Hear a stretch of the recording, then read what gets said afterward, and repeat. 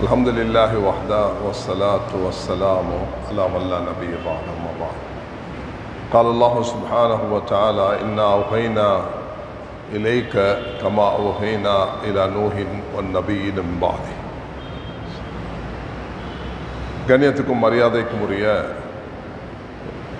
காத்தாங்குடி பெட்டிக்குளோவுடைய ஜமியத்துல் உலமா தலைவர், செயலாளர், உபத்தலைவர், நிறைவேற்றுக்குழு உலமாக்கள், இமாம்கள், ஏனைய தாயிகள், நல்லடியார்கள், அன்பு நண்பர்கள், வாலிபர்கள் எல்லாரை விழித்தவனாக 3 வழிகள் இருக்கின்றன அறிவை பெற்றுக்கொள்றதுக்கு. 1வது அனுபவம், 2வது பகுத்தறிவு. அனுபவத்தை கொண்டுதான் உலகத்தில் அதிகமான அறிவு பரிமாறப்படுகிறது. இவருடைய இந்த ரிசர்ச் அதனுடைய முடிவு இதுதான் இருக்குது. அது மெடிக்கல் எடுத்தாலும் நாயையும் பன்றியையும் எலியையும் வைத்து ஒவ்வொருவரும் ஒவ்வொரு விஷயத்தில் இதுக்கு இந்த மருந்தை கொடுத்தா இப்படி, இதுக்கு இந்த உணவை கொடுத்தா இப்படி, இதை இப்படி ட்ரீட் பண்ணினா இப்படி என்று சொல்லி அனுபவ ரீதியாக மக்கள் செய்வதுண்டு. ஒரு அரபில் ஒரு புத்தகம் இருக்குது, ஜூலாஜி சம்மந்தப்பட்டது. ஜூலாஜின்னு சொல்லும் பொழுது தனி மிருகங்கள் சம்பந்தமாக அதில் பேசப்படும்.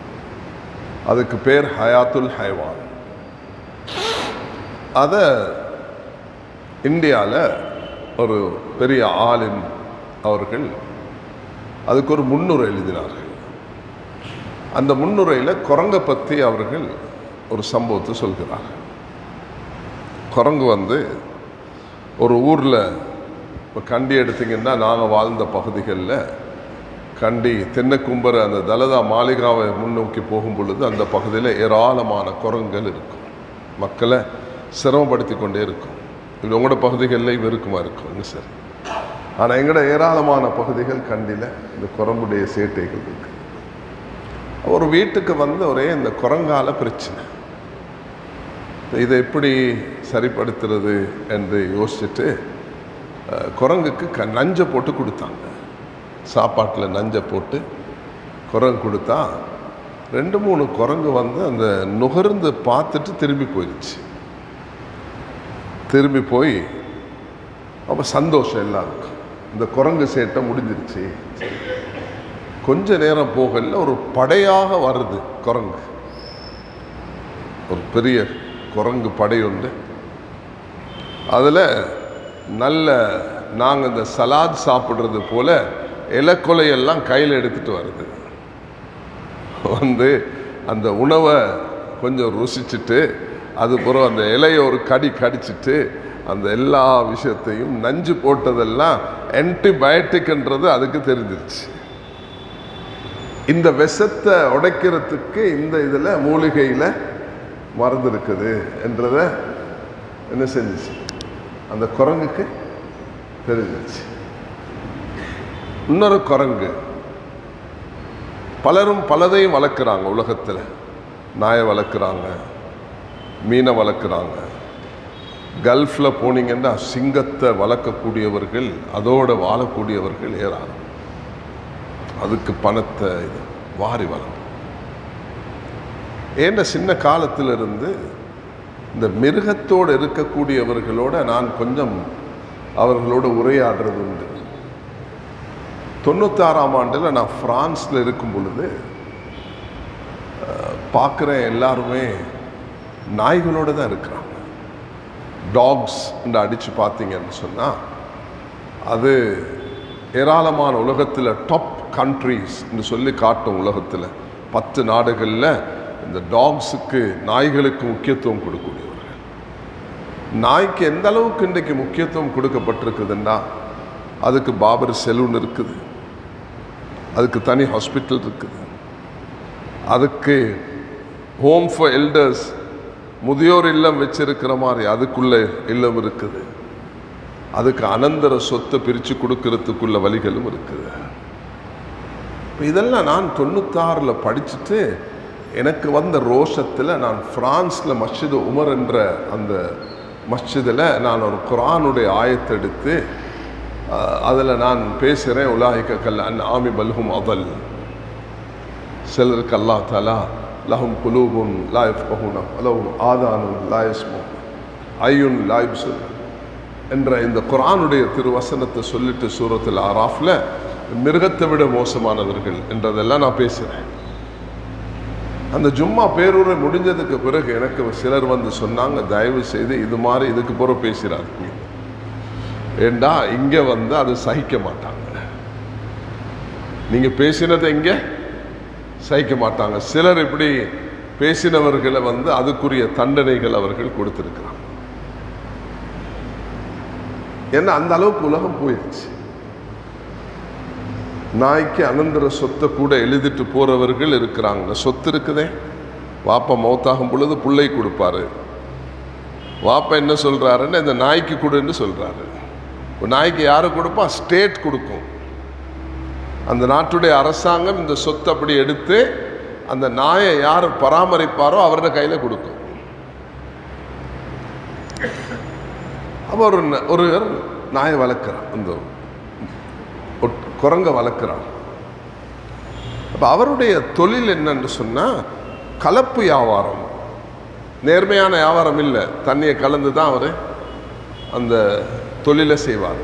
இந்த குரங்கு இதை பார்த்து கொண்டு இருந்துட்டு ஒரு நாள் இவர் ஒரு பணப்பையுண்டு தயாரித்து இவர் ஒரு கப்பலில் ஒரு படங்களை பிரயாணம் செய்து போகும் பொழுது கொஞ்சம் உறங்கிட்டார் அந்த எஜமான். இதை அந்த பணப்பையை கொண்டு போயிட்டு மேலே உட்கார்ந்து கொண்டு அதை திறந்து ஒண்டை வீசிச்சு, தண்ணிக்கு ஒண்டை வீசிச்சு அவருக்கு. அப்போ தான் அவர் விழிச்சு பார்க்குறாரு, ஓஹோ இது நான் சொல்லல, இறுதி தூதர் சையதுல் கவுனைன் தாஜுல் மதீனா முஹம்மது முஸ்தபா ஸல்லல்லாஹு அலைஹி வஸல்லம் அவர்கள் சொன்னதை முஸ்னத் அஹ்மதில் பதிவு செய்திருக்கிறார்கள். அத்தர்கீப் தர்ஹீபில் இதை பயான் செய்கிறார்கள். குரங்கு மனிதன் செய்கிற சில சேட்டைகளை பார்த்துட்டு நான் செய்கிறத நீ செய்யக்கூடாது என்று அது அவனுக்கு எஜமானுக்கு சொல்லி காட்டு. அப்போ உலகத்தில் சயின்ஸ் இந்த ஒரு அனுபவத்தை பெறுவதை குரங்கு கூட விளங்கி வச்சிருக்குது. இந்த மருத்துவத்துக்கு இந்த நஞ்சுக்கு இது மருந்தாக இருக்குது என்பதை விளங்கி வச்சிருக்குதா இல்லையா? இன்ஜினியரிங் என்று சொல்லும் பொழுது அதை எவ்வளோ டீப்பாக ஸ்டடி பண்ணுவோம். சுலைமான் அலைஹிஸ்ஸலாத்துக்கு அல்லாஹ் கொடுத்தது உலகத்தை ஆட்சி செய்ய சக்தி. ஹுதுஹுதுடைய பறவை அது எந்த இடத்துல எவ்வளோ டீப்பாக போனால் அந்த தண்ணீர் கிடைக்கும் என்பதை அந்த ஹுதுஹுத் சொல்லி கொடுக்கும் அந்த பறவை. அரசர்கள் அந்த காலத்தில் பாஸ்ன்ற ஒரு பறவை இருக்கும், அதுக்கு சொண்டு நவங்கள் எல்லாம் இருக்கும், அதை வேட்டைக்கு பயன்படுத்துவார்கள். நான் விரிவாக புகழ உங்களுக்கு நான் சொல்றதை புரிஞ்சு கொள்வீங்க. ஒன்றாவது, மனிதனுடைய அனுபவ ரீதியாகத்தான் மனிதன் சில அறிவுகளை பெற்றுக்கொள்கிறது. உலகத்தை இந்த சயின்டிஸ்ட் இப்படி சொன்னார், இந்த சயின்டிஸ்ட், அவருக்கு ஏதோ வானத்திலிருந்து வந்ததில்லை, அவருடைய அனுபவ ரீதியாக அவர் பெற்றுக்கொண்டது, அது அவர் உலகத்தில் பகிர்ந்து கொள்வது. அப்போ இதுதான் உலகத்தில் இந்த அனுபவங்கள் தான் அது அறிவாக மாறி அது மனிதர்களுக்கு பரிமாறப்படுகிறது. இது ஒரு வகை. ரெண்டாவது, மனிதனுடைய பகுத்தறிவு, அக்கில், இன்டலெக்ட், இந்த பகுத்தறிவால் வரக்கூடிய அறிவு, அதுக்கு மனிதன் முக்கியத்துவம் கொடுக்கிறது. இவரை விட அவர் சிந்திப்பார், இவருடைய சிந்தனை அதை விட மேற்றமாக இருக்கும், அவர் இப்படி பேசுவார், இப்படி உலகத்தில் பலரும் பலதையும் பேசியிருக்கிறார். அரபு உலகத்தில் வாழ்ந்த ஷேக் தந்தாவி என்று சொல்லக்கூடியவர் ஒரு தஃப்சீர் ஒன்று எழுதினார் எகிப்தில். அந்த தஃப்சீரில் அவர் உருவ படங்களை 10-50 வருஷத்துக்கு அந்த தஃப்சீருளுக்கு உருவப்படங்களை போட்டு எழுதினார். நான் இது ஸ்கூலில் படிக்கிற காலம். அந்த காலத்தில் உலமாக்கள் பேசுறது நான் கேட்டிருக்கிறேன். இப்படி ஒரு தஃப்சீர் வெளிவந்திருக்கிறது, இதை மூத்த உலமாக்கள், சிறிய வாணிபர்கள் எல்லாம் இதை படிக்கக்கூடாது. அந்த காலத்தில் இன்டர்நெட் யுகம் இல்லையே, 1-2 தான் லைப்ரரியில் வைக்கப்பட்டிருக்கும். அப்படியான உருவப்படங்கள் எல்லாம் போட்டு அந்த பெரிய மகான் ஷேக் தந்தாதி அவர்கள் எங்களுடைய ஒரு ஆசான்கள் ஒருவனான ஷேக் யூசுப் பின்னூர் ரஹ்மத்துல்லாஹ் அவர்களை சந்திச்ச உரையாடல் அது விரிவானது. கடைசியில் அவர் ஏற்றுக்கொள்கிறார். அவர் சொல்கிறார், நீங்க இந்த சயின்ஸை முயற்சி செஞ்சிருக்கிறீங்க, குர்ஆனை வச்சு குர்ஆனை சயின்ஸாக மாத்துறதுக்கு. குர்ஆன் அப்படிப்பட்டதுண்டு அல்ல, அது அல்லாஹுடைய வஹி, அது எல்லா காலத்திலையும் உண்டாகத்தான் இருக்கும். நீங்க இதை சயின்ஸுக்கேற்ப இந்த குர்ஆனை விளக்கம் கொடுக்க போகும் பொழுது, சயின்ஸ் இன்றைக்கு மாறும் பொழுது குர்ஆன்ல சந்தேகம் உண்டாகிரும். அல்லாஹ் தஆலா எங்கேயுமே சொல்லல குர்ஆன்ல யஅலமு மா ஃபில் அர்ஹாம். யாரும் தஃப்சீர்ல ஆண் பெண் என்று எழுதினாங்கன்னா அது அவருடைய எழுத்து. அல்லாஹ் சொல்லல ஆணா இருக்குது பெண்ணா இருக்குதுன்னு அல்லாஹ் தான் அறிவான்னு அல்லாஹ் சொல்லல. ذكر والانثى அல்லாஹ் சொல்லல. அல்லாஹ் சொன்னது இந்த கருவாக இருக்கிறது என்ன என்பதை அல்லாஹ் அறிவான். அதுக்கு நூற்றுக்கணக்கான விளக்கங்கள் சொல்ல முடியும். அதுக்கு நீங்க ஆண் பெண் என்று சொன்னா இன்றைக்கு ஸ்கேன் பண்ணி நான் உனக்கு தான் காட்டுறேனே, குர்ஆன்ல இப்படி, குர்ஆன் அப்படி சொல்லல. குர்ஆன் அந்த சிசுவாக இருக்கும் பொழுது அது என்ன, அது பிறக்குமா இல்லையா, அது நல்லதாக பிறக்குமா தீயதாக பிறக்குமா, அது அங்கவீனமாக பிறக்குமா அது நல்லதாக எப்படி என்றதெல்லாம் அதுக்கு பார்க்கலாம். அதனால அல்லாஹ் யஅலமு மா ஃபில் அர்ஹாம் என்று தான் அல்லாஹ் தஆலா சொல்லியிருக்கிறானே தவிர அது ஆண் பெண் என்று அல்லாஹ் தஆலா சொல்லல. மனிதனுடைய பகுத்தறிவை வைத்து மனிதன் சில அறிவுகளை பரிமாறிக்கொள்வதுண்டு உலகத்தில். இது ஒரு முக்கியமான 2 வகைகள். மூணாவது ஆக பிரதானமானதுதான் நான் ஓதிய குர்ஆனுடைய திருவசனம். அல்லாஹ் சொல்கிறான், எல்லா நபிமார்களுக்கும் ரசூல்மார்களுக்கும் நான் வஹி என்ற ஒன்றை கொடுத்திருக்கிறேன். இன்னா அவ்ஹைனா இலைக்க கமா அவ்ஹைனா இலா நூஹின் வ நபிய்யின மின் பாதி. அல்லாஹ் தஆலா சொல்கிறான், நபியே நூஹ் அலைஹிஸ்ஸலாத்துக்கு வஹியை கொடுத்தது போல உங்களுக்கு நாங்கள் வஹியை கொடுத்திருக்கிறோம். குர்ஆனுடைய அப்ப இந்த 3 உலகத்தில் பகுத்தறிவு, அனுபவம், வஹி. பகுத்தறிவுக்கும் அனுபவத்துக்கும் ஒரு லிமிட் இல்லை. ஒரு சாஃப்ட்வேர் எடுத்தீங்கன்னா, நான் போறேன் அப்போலோ ஹாஸ்பிட்டலுக்கு, லங்கா ஹாஸ்பிட்டல் கேள்விப்பட்டிருக்கிறீங்களா இல்லையா? கொழும்புல லங்கா ஹாஸ்பிட்டல், முந்தைய அப்போலோ லங்கா ஹாஸ்பிட்டல். நான் போயிட்டு சொல்றேன், என் டிக்கெட்டை கொஞ்சம் பாருங்களேன், நான் துபாய்க்கு போகணும். அவர் பாப்பாரு, இவர் கொஞ்சம் சோமில்லை போல, இவர் டிக்கெட் செக் பண்ணி ஹாஸ்பிட்டலுக்கு வந்திருக்கிறாருன்னா இவர் கொஞ்சம் சுகீனமாக இருக்கும்னு பார்ப்பாங்களா இல்லையா? நான் ஏர்போர்ட்டில் போய் கொடுக்குறேன், இந்த பாருங்க என் மெடிக்கல் பிரிஸ்கிரிப்ஷன் இருக்குது என்று சொன்னால் ஏர்போர்ட்டில் உள்ள அந்த கம்ப்யூட்டர் சிஸ்டத்தில் மெடிக்கலை சொல்லுமா? லங்கா ஹாஸ்பிட்டல்ண்டா அந்த நீங்கள் பிளட் எடுத்ததுடைய டெஸ்ட்டை தருவாங்க. டிக்கெட்டுன்னு சொன்னால் டிக்கெட்டுடைய விவரத்தை தான் தருவாங்க. அப்போ இந்த சாஃப்ட்வேர்ன்றது இட்ஸ் லிமிட்டட். மனிதனுடைய ஒரு ஒரு அல்லாஹ் தஆலா கொடுத்திருக்கிறது அனுபவங்கள். இந்த அனுபவத்தை மனிதன் பகிர்ந்து கொள்வது ஐம்புலன்களால். எதால? கண்ணால பார்ப்பார், காதால கேட்பார், நாவால ருசிப்பார். நான் சொல்றேன் இல்லை, நாவால பார்ப்பார். ஏற்றுக்கொள்வீங்களா? யார் ஏற்றுக்கொள்வீங்க சொல்லுங்க பாப்பா. நாவால பார்ப்பார் என்று யார் ஏற்றுக்கொள்வீங்க சொல்லுங்களேன் பாப்பா. ஏற்றுக்கொள்வீங்களா இல்லையா? பார்க்கலுமா? நாவால ருசிக்கலாம், பார்க்கலாம். அப்படின்னா லிமிட்டட். ஒரு அளவுதான் மனிதனுடைய அனுபவங்கள் வேலை செய்யும். நாவால ருசிக்கலாம், காதால கேட்கலாம், கண்ணால பார்க்கலாம், கையால தொட்டு பார்க்கலாம். மனிதனுடைய நுகர்வால இதை நாங்கள் என்னென்று மனமாக எப்படி இருக்குதுன்னு பார்க்கலாம். இதுதான் இறைவன் மனிதனுக்கு கொடுத்திருக்கக்கூடிய அனுபவம் பெறுவதற்குரிய வழிகள். பகுத்தறிவால ஒரு அளவுதான் திங்க் பண்ண முடியும். எங்க மனிதனுடைய ஒரு பகுத்தறிவு போய் முடிகிறதோ அங்குதான் வஹி ஆரம்பமாகிறது. வகை ஆரம்பம். பாருங்க, பகுத்தறிவுக்கு முக்கியம் கொடுத்து பொருளாதாரத்தில் மேம்படுத்துவதற்காக வேண்டி சிகரெட்டை விற்பாங்க, அதில் கேன்சருடைய படத்தை போட்டிருப்பாங்க. கேன்சருடைய படம் போட்டிருக்கிறாங்களா இல்லை? ஏன் அது போடாமல் விற்கவே இயலாது? ஏன்னா அவன் பகுத்தறிவு என்ன சொல்லுதுன்னா, நீ இதை வச்சுதான் பொருளாதாரத்தை மேம்படுத்த முடியும். நீ குடு, லைசனை குடு. எதுக்கு? லிக்கருக்கு, அரக்கு. இத்தனை லைசனை கொடுத்து இன்டாக்சிகேட்டட் குடும்பங்களை நாசப்படுத்துறது அவங்களுக்கு தெரியும்.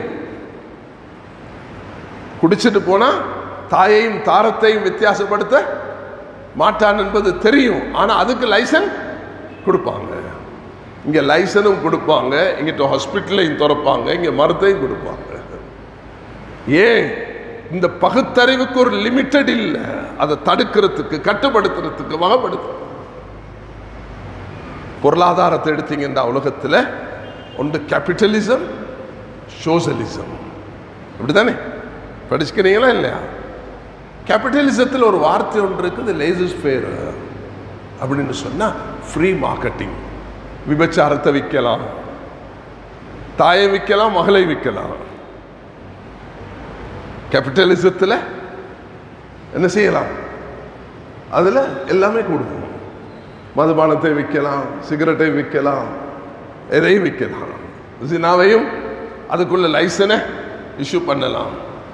ஏன்னா அவங்களோட பொருளாதாரம் அனுபவ ரீதியாக வந்தது, பகுத்தறிவு ரீதியாக வந்தது. ரெண்டாவது உலகத்தில் உள்ளதுதான் அது என்னதுன்னு சொன்னா சோசலிசம். எல்லாத்துக்கும் சமத்துவம்.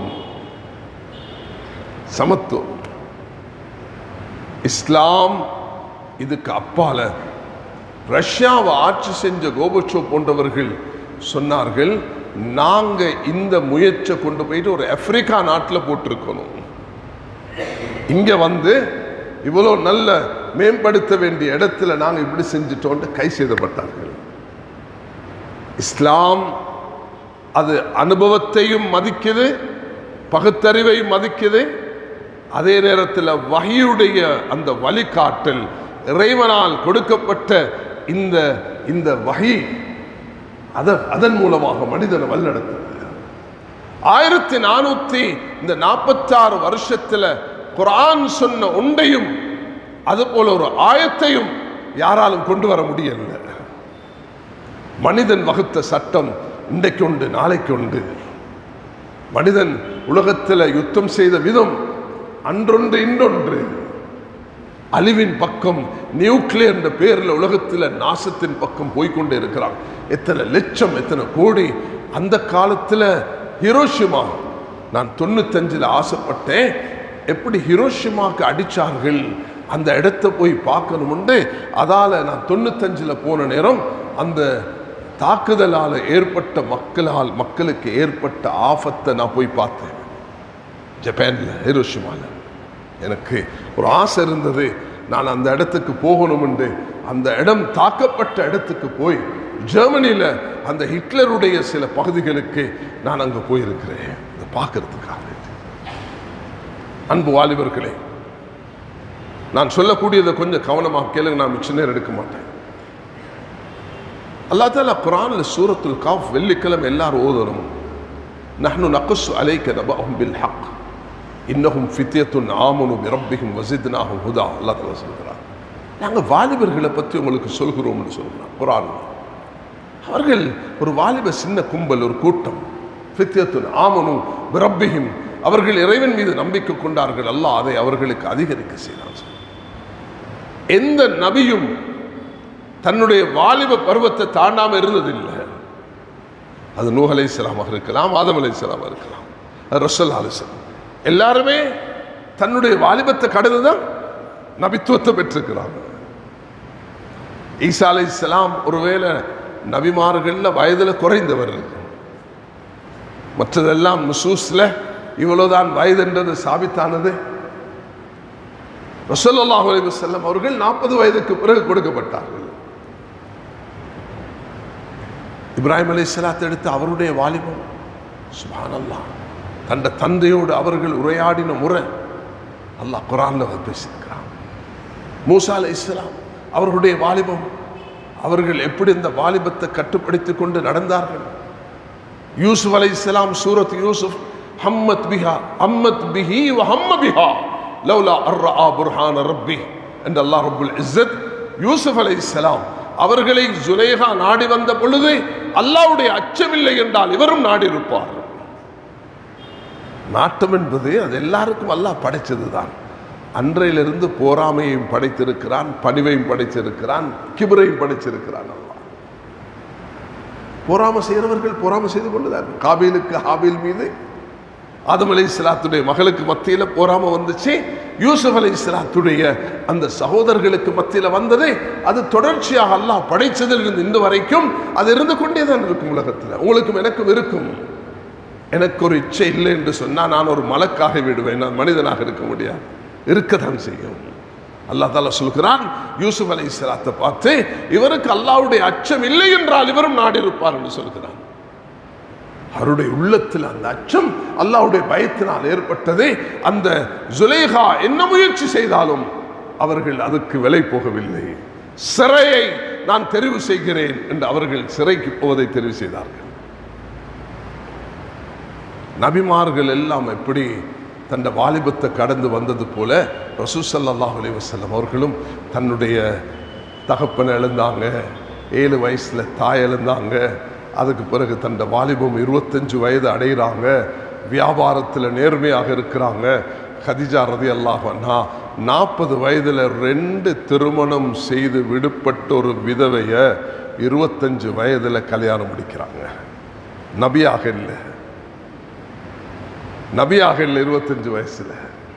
ஆனா அல்லாஹ் தஆலா நபிமார்களை வரக்கூடியவர்களை ஒரு நேரான பாதையில் அல்லாஹ்வுடைய நேரடி கண்காணிப்பில் அவர்களுக்கு தர்பியத் செய்கிறான். அந்த நிலைமையை ரசூலுல்லாஹி அலைஹி வஸல்லம் அவர்களும் வாலிப பருவத்தை கடந்து வந்த காரணத்தினால அவர்களோட சூழ்ந்து இருந்தவர்களை பற்றி ஒரு சில வார்த்தைகள் சொல்லிட்டு நான் முடிச்சிருவேன். 3 வயதுக்குள்ள 4.5 வயது அந்த சிறுவர், 7-8 வயதுடையவர், 10, 12, 14, 15 வயதுடையவர்கள் என்று அப்படியே அடுக்கிக் கொண்டே போகலாம். அப்துல்லா இப்னு சுபைர் மகாசி புகாரி ஷரீஃப்ல யுத்தங்கள் சம்பந்தமான பாடத்தில் இவருடைய சில பதிவுகள் அங்கு பதிவாக இருக்கிறது. கிதாபுல் இல்ம், இல்முடைய பாடத்தில் இமாம் புகாரி அவர்கள் இங்கே யாரும் 4.5 வயசுக்குள்ள இருக்கிறீங்களா? தம்பி உங்களோட வயசு என்ன? இங்க வாங்க.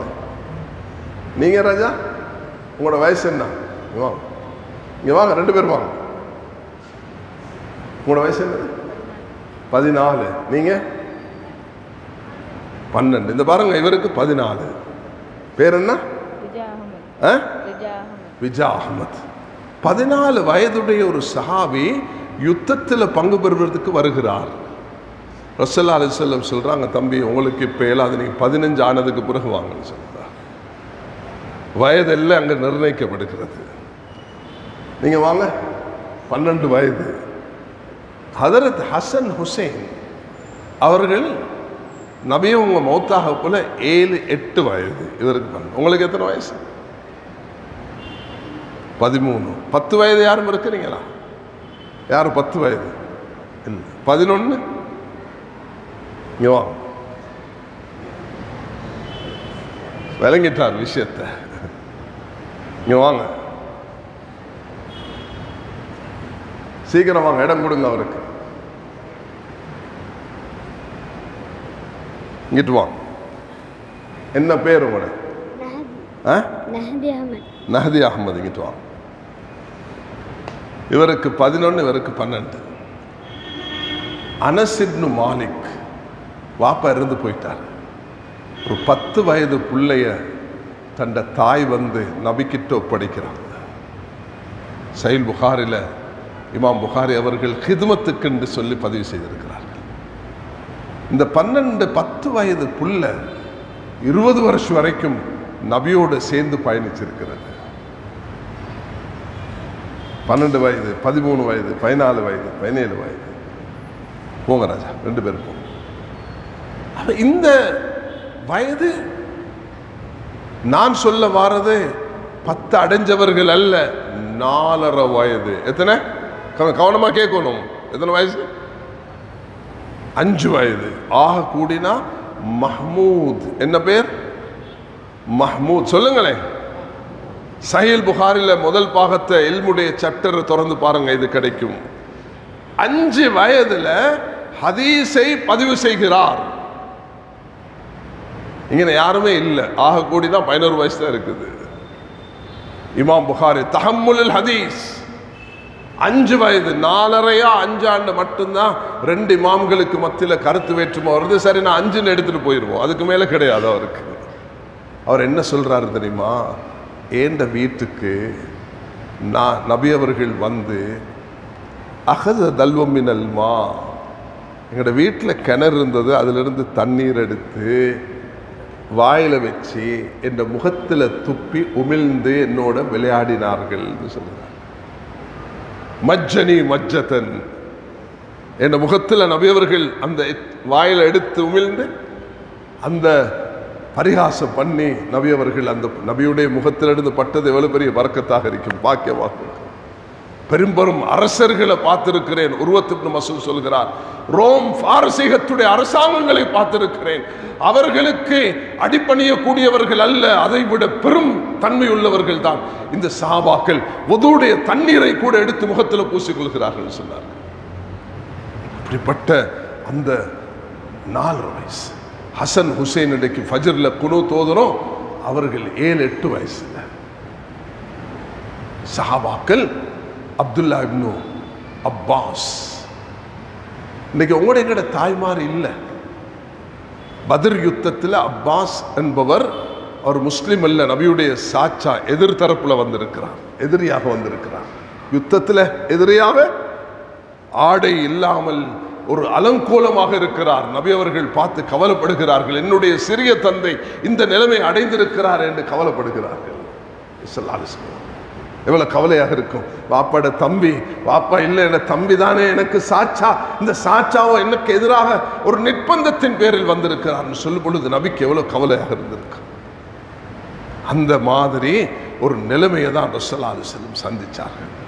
ஆனால் நான் எனக்கு நீங்கள் இதை பேச விட்டீங்கன்னா ஹஸரத் நான் வந்து பேசிக்கிட்டே போவேன். எனக்கு இது ஒரு விருப்பமான கலை. நான் வாலிபர்களுக்கு மத்தியில் பேசுறது இல்லை, நான் எங்கேயும் பேசியிருக்க மாட்டேன்னு நினைக்கிறவங்க யாரும் கேட்டிருக்க மாட்டாங்க நான் பேசுறது. ஏன்னா எனக்கு அதுக்கு சிந்திக்கவா டைம் இருக்குது. ஆனால் எனக்கு என் மிக விருப்பமான ஃபேவரட்டான சப்ஜெக்ட் தான் இது. வாலிபர்களோடு பேசணும், அவர்களுக்கு இஸ்லாமிய பார்வையை சொல்லிக் கொடுக்கணும். நபி அவர்கள் உளவியல் ரீதியாக குழந்தைகளோ இப்படி 5 வயசுலேருந்து இது ஒவ்வொரு வயசில் அவங்களுக்கு சொல்லிட்டு போகலாம். எப்படி அனஸ் இப்னு மாலிக் அவர்களுக்கு 10 வயது, தாய் வந்து ஒப்படைக்கிறாங்க. 10 வருஷமாக நபியோடு எனக்கு இன்னும் அதை நான் பயிற்சி செய்ய பார்க்குறேன், இந்த ஹதீஸ் எனக்கு அமல் செய்ய முடியல சொல்கிறாங்க. 20 வருஷம், என் வயது 20 ஆகிருச்சு, நான் நபியோட சேர்ந்திருந்தேன். ஒரு நாளும் என்னை ஏசினது கிடையாது, அதட்டினது கிடையாது, திட்டினது கிடையாது, பத்வாவை எனக்கு செஞ்சது கிடையாது. எனக்கு துவா மட்டும்தான் செஞ்சிருக்கிறார். அப்படி புள்ளையில வளர்த்தா இப்படி இருக்கும். ஆசான்கள் உலமாக்கள் அது ஒருவர் ரிசர்ச் பண்றார். அந்த ரிசர்ச்ல அவர் பேசுறார். 8 CDஸ்ல ஆங்கிலத்தில் பேசுறார். அது நான் பல வருஷத்துக்கு முதல் கேட்டது. அந்த CD என் கையிலிருந்து காணாமல் போயிடுச்சு. அவர் என்ன பேசுறாருன்னா, இந்த 53 வயது நபியவங்க மதீனாக்கு வரும் பொழுது இந்த சிறார்கள் ஹவுலர் ரசூல் நபியவர்களை சுற்றி இருந்தார்கள். அந்த சிறார்களுக்கு ஒரு அச்சமோ பயமோ இருக்குல்ல, நபியோடு அப்படி நெருங்கி பழகினார்கள்.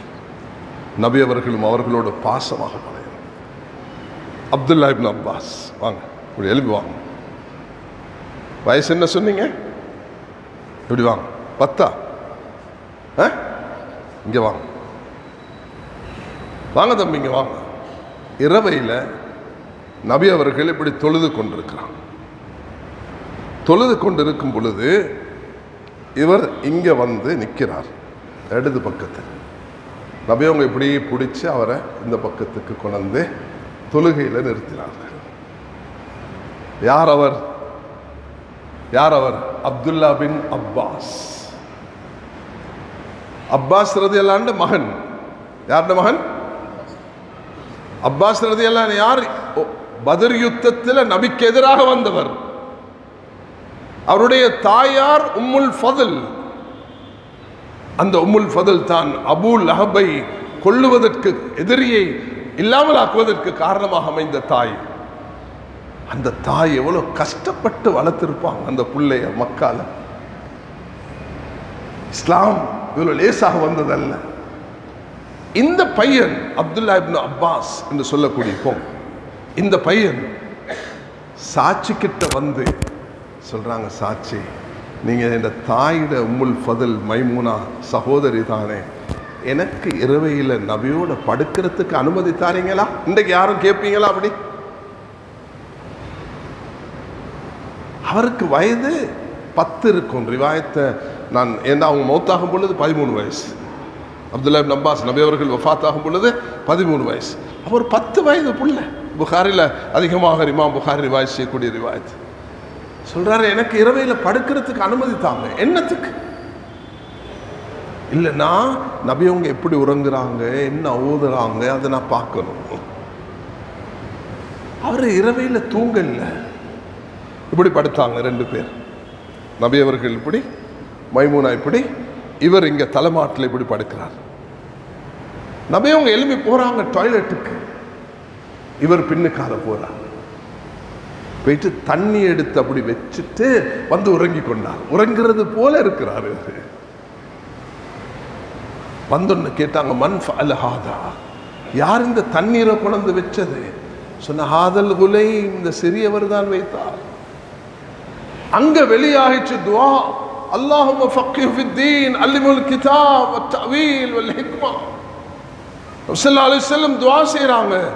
அந்த புள்ள 10 வயது, இங்க யாருமே இல்லை. அவர் தண்ணியை வச்சுட்டே என்று சொல்ல இல்லை. ஹாஃபிஸ் இப்னு ஹஜர் ரஹ்மத்துல்லாஹ் ஃபத்துல் பாரில் எழுதுறாங்க, சைக்கின கூட செய்யல.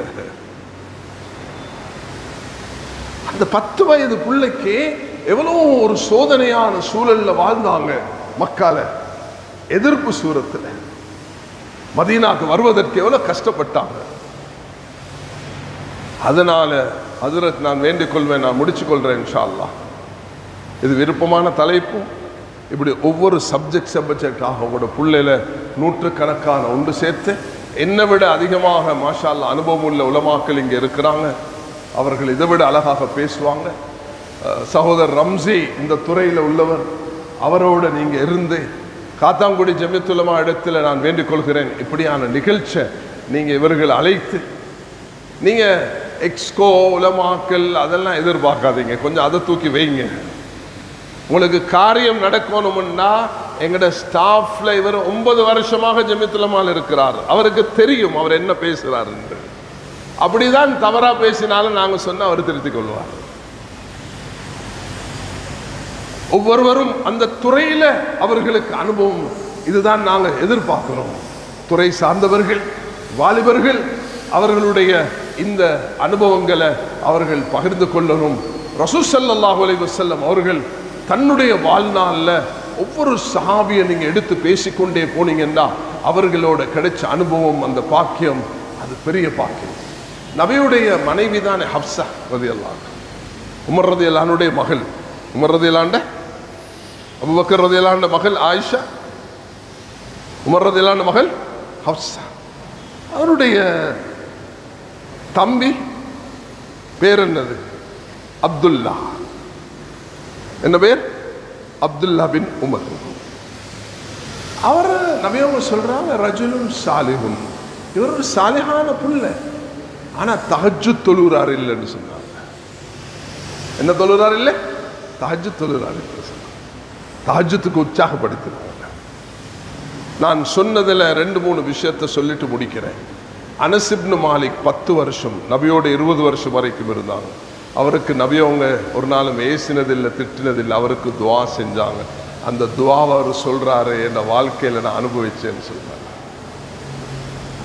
நான் நீங்களும் பிரதர் ரம்சி சொன்னார், பள்ளியோட தொடர்பாக உலமாக்களோட தொடர்பாக இருங்கண்டு. சின்ன வயதிலிருந்து நாங்கள் பள்ளியோட பெற்றோர்கள் தொடர்படுத்தணும்.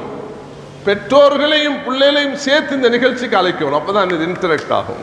நாங்கள் சொல்றது வாப்பாவும் புரிவாங்க, பிள்ளையும் வருவாங்க. அப்படிதானே? தகப்பனும் இருந்தா அங்க போய் மஷூரா செய்வீங்க. வாப்பா இன்றைக்கு சொல்லப்பட்ட விஷயம் இங்க போயிட்டு அங்க சொல்லும் பொழுதே பாதையிலே மறந்துடும் ஏராளமான விஷயம். அப்ப நாங்க ஒர்க் ஷாப் பண்ணி இங்க வைக்கணும். வாப்பாக்கும் மகனுக்கும் உட்கார வச்சு ஒரு இன்டராக்ட் பண்ண வைக்கணும். அப்பதான் பிராக்டிக்கலாக இது சாத்தியப்படுத்த முடியும். அப்துல்லா இப்னு அப்பாஸ் ரலியல்லாஹு அன்ஹு அவருக்கு அந்த தாய் கொடுத்த உற்சாகம். சாட்சி கிட்ட போயிட்டு இரவு படுத்து துவா எல்லாம் படிச்சுட்டு நபி அவங்க துவா செஞ்சதுக்கு பிறகு ஒரு காலம் இந்த அக்ஸா பள்ளிக்கு போனா அங்க படப்படையாக மக்கள் வாரது போல தாயிஃப் நகரத்தில் இவரை தேடி வருவாங்களாம். நான் அதுக்கு உதாரணம் சொல்றது, கண்டில இந்த பெரஹாரைக்கு போவாங்களே மக்கள், அது போல மக்கள் வெள்ளம். எங்கப்பா போறீங்க? நாங்க அப்துல்லா இப்னு அப்பாஸ். எதுக்கு போறீங்க? அரபு இலக்கணத்தை படிக்க போறோம். எதுக்கு போறீங்க? கவிதைகளை படிக்க போறோம். எதுக்கு போறீங்க? ஃபிக்ஹ் படிக்க போறோம். எதுக்கு போறீங்க? தஃப்சீர் படிக்க போறோம். ஹிப்ருல் உம்மா ஹப்ருல் உம்மா. இது உம்மத்துடைய ஆலிம் அன்றைக்கு செஞ்ச அந்த ஹிதமத், அதுக்குள்ள துவா பழிச்சுச்சா இல்லையா? அப்ப இப்படிப்பட்ட ஒரு சமூகம் உருவாக்குறதுக்கு மஸ்ஜிதோட தொடர்புள்ள வாலிபர்களை உருவாக்கணும். இறுதியாக இந்த நசீகத்தை வாழ்நாள்ல நீங்க பதிவு செய்யுங்க. மறுவனா இல்லை அல்லாஹ் அறிவான். உங்களை அடையாளப்படுத்தணும். தம்பி வயசு என்ன? பயப்படாம வாங்க, நாங்க சும்மா டிஸ்கஷன். எத்தனை வயது? என்ன படிக்கிறீங்க? என்ன ஆக ஆசைப்படுறீங்க? Social media. வெல்கம், மாஷா அல்லாஹ். என் விருப்பமான சப்ஜெக்ட். உங்களை நான் எடுக்கிறேன் சோஷியல் மீடியா. நீங்க வாங்க தம்பி. என்ன பேர்? ருஷ்ட். மாஷா அல்லாஹ். எல்லாருக்கும் நேர்வழி காட்டுவீங்க. அல்லாஹ் அவங்களை அப்படியே ஆக்கி வைப்பானா. எத்தனை வயது? 21. என்ன உங்களோட எதிர்பார்ப்பு சமூகத்துக்கு? உங்களுக்கு நல்ல விடயங்களை சமூகத்துக்கு கொண்டு போகணும். எந்த வழியில? இஸ்லாமிய வழியில. எதனூடாக? நீங்க எங்க படிச்சீங்க? கொழும்புல மீடியா செய்றீங்க. எப்போ உங்களுக்கு இந்த சிந்தனை வந்துச்சு? எத்தனை வயசுல? ஓயில் படிச்சது 16 வயசுல முடிவு எடுத்துட்டீங்க. நீங்க பாப்பா அம்மா சொல்லியா நீங்களே முடிவு எடுத்தீங்களா? ஓலெவல் படிச்சு ஏலெவல் படிச்சீங்க. ஏலெவல் என்ன முடிச்சீங்க? கொமர்ஸ் முடிச்சீங்க. அப்பே நீங்க முடிவு எடுத்தீங்க. நீங்க வாங்க தம்பி. என்னை திரும்பி பாக்குறீங்க. முல்ல என்னை விட வயட்டுல கூடி ஆகிட்டீங்க. எத்தனை வயசு? 17 வயசா? 19.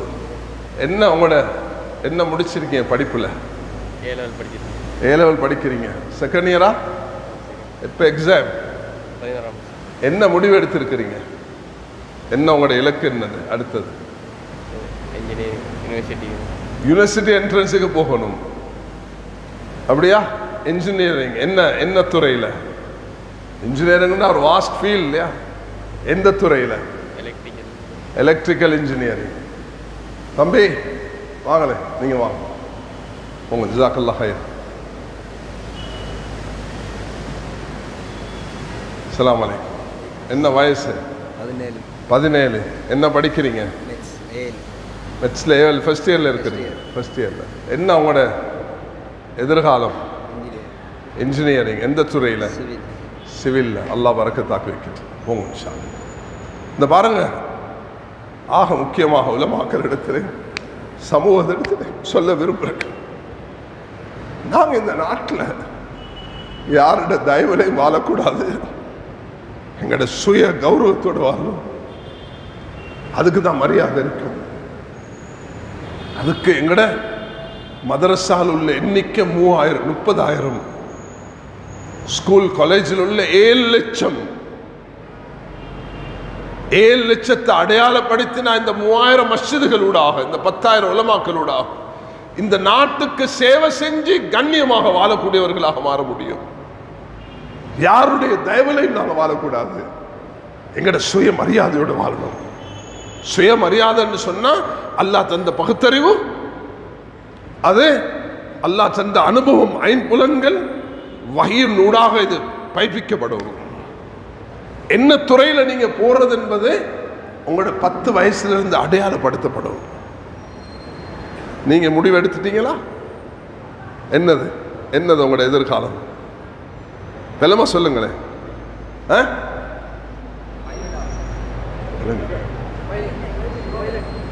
பைலட்டா? மாஷா அல்லாஹ். எந்த ஆபத்தும் இல்லாம உங்களுக்கு ஆயாத்தெல்லாம் பறக்க வைக்கணும் இன்ஷா அல்லாஹ். பாருங்க ஹசரத், இதுதான் தேவை ஹசரத். இன்றைக்கு அன்னாசு மஹதின். நான் இந்த சம்பவத்தோட முடிக்கிறேன். தம்பி, உங்களை சின்னரை பார்த்துட்டு இருக்கிறீங்க, வாங்க. நல்ல டிஷர்ட் ஒன்று போட்டிருக்கிறீங்க. உருவப்படம் இல்லை இல்லையா? அது தெரியும் இல்லையா உங்களுக்கு? உருவப்படம் போடக்கூடாதுன்னு சொல்லுங்க. என்ன வயசு? 17. என்ன படிக்கிறீங்க? A level 2வது ஃபர்ஸ்ட் இயர். என்ன உங்களோட இலக்கு? என்னது?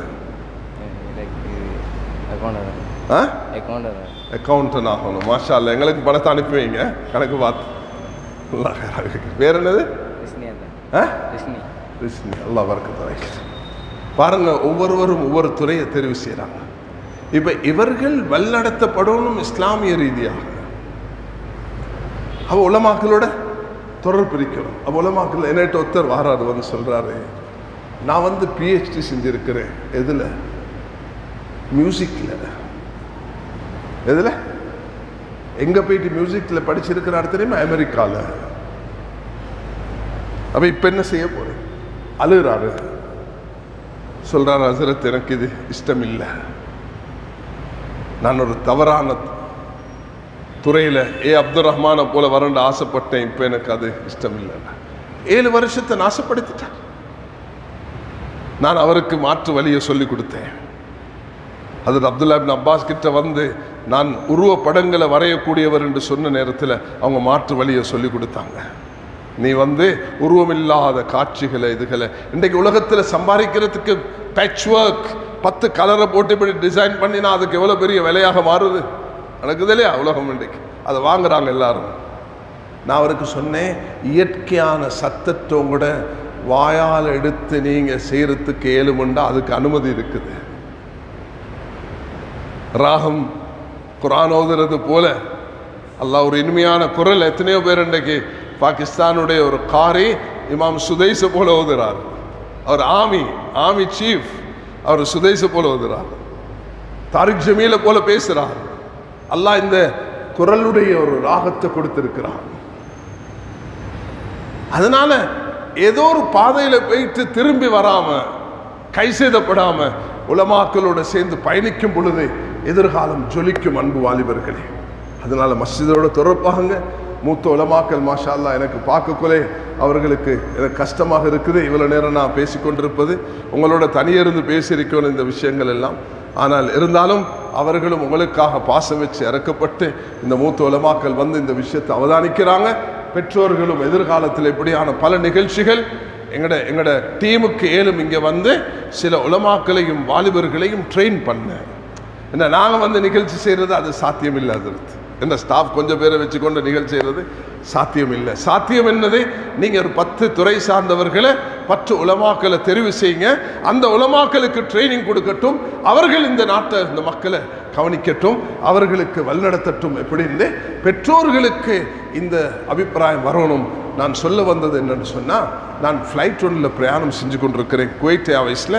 என் பக்கத்தில் ஒரு பையன் வந்து உட்கார்ந்துருக்கிறார்.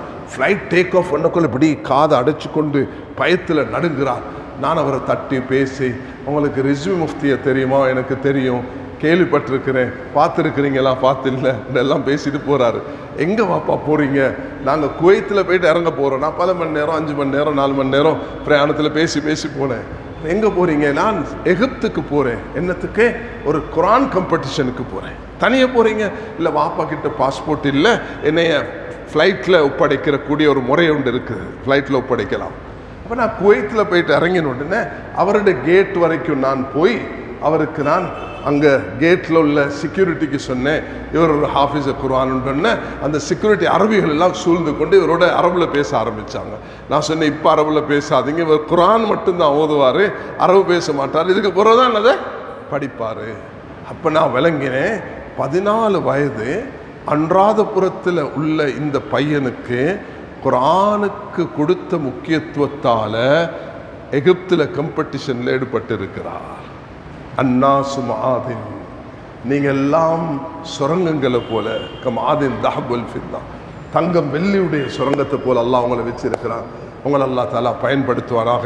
நீங்கள் இந்த பயணத்தை இன்ஷா அல்லாஹ் தாலா ஜமியத்துல் உலமா, இன்னும் தாயிகள், மஸ்ஜித் நிர்வாகிகள், முக்கியஸ்தர்கள் எல்லாரும் சேர்ந்து எதிர்காலம் இந்த வாலிபர்கள் எப்படி பயணிக்க வேணும் என்ற ஒரு நல்ல திட்டத்தை போட்டு இதை நாங்கள் செய்வோமா? இன்ஷா அல்லாஹ் எல்லாருக்கும் உதவியாக இருப்பீங்க தானே?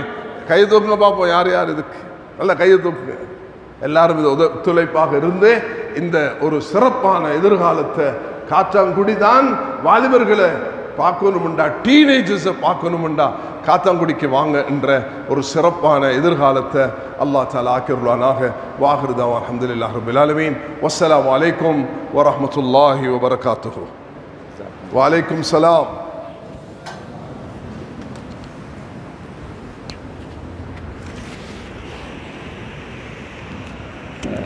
ஜஸாக்குமுல்லாஹு ஹைரா. அகில ஜமியத்துல் உலமாவுடைய கௌரவ தலைவர் ஷேக் பிஸ்மித் ஹஸரத் அவர்கள் ஆழமான பல்வேறுபட்ட கருத்துக்களோடு பகிர்ந்து கொண்டார்கள். அவர்களுடைய ஆய்வுகளை மாற்றி இவ்வாறான தீனுடைய பணிக்காக அல்லாஹ் சுப்ஹானஹு வ தஆலா தேசியத்திலும் சர்வதேசத்திலும் பயன்படுத்துவானாக. வந்திருக்கக்கூடிய அனைவர்களும் அவர்களுடைய இந்த ஆய்வுக்காக வேண்டி, உடல் ஆரோக்கியத்துக்காக வேண்டி துஆ செய்ய வேண்டும் என்கின்ற அறிவித்தலோடு இறுதியாக நன்றியுரை நடைபெறுகிறது. இந்த நன்றியுரை அகில ஜமியத்துல் உலமா காத்தாங்குடி கிளையினுடைய உபதலைவரில் ஒருவரும் மாவட்ட ஜமியத்துல் உலமாவுடைய செயலாளருமான ஷேக் ரிஸ்வான் மதனி ஹஸரத் அவர்களை என்போடு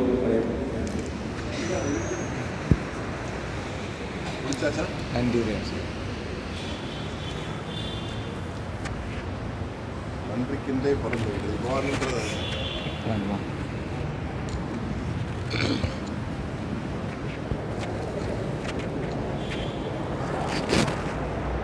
அல்ஹம்துலில்லாஹி ரப்பில் ஆலமீன். வஸ்ஸலாத்து வஸ்ஸலாமு அலா அஷ்ரஃபில் அன்பியாஇ வல் முர்ஸலீன் நபீனா முஹம்மதின் வ அலா ஆலிஹி வஸஹ்பிஹி அஜ்மஈன்.